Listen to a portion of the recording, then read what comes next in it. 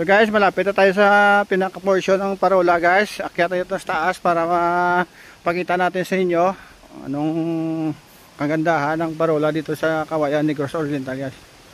So guys, malapit na tayo dito guys. Ito yung pinaka-viewing deck ng Cauayan guys. Ito yung pinaka-spot view guys ng Parola. So guys, oh. Gandang tanawin dito guys, may mga puno ng niyog. Yan yung sa baba guys na portion ng Parola guys, oh. Gusto po bumaba. Yan kung makita nyo guys, yan ang Parola. Yan sa taas guys, oh. Parola ang tawag yan guys. Yan.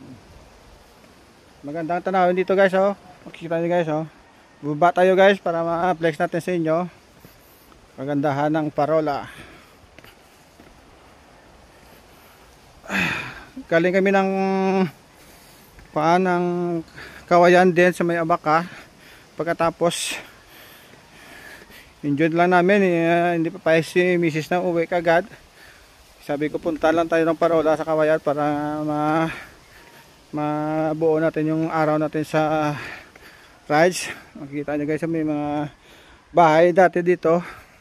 Ito yung pinaka spot ng Cauayan, pinaka sign guys na malapit ka na sa Cauayan. Ito guys, may mga bahay dati pero ngayon wala na, medyo abandon na dito guys.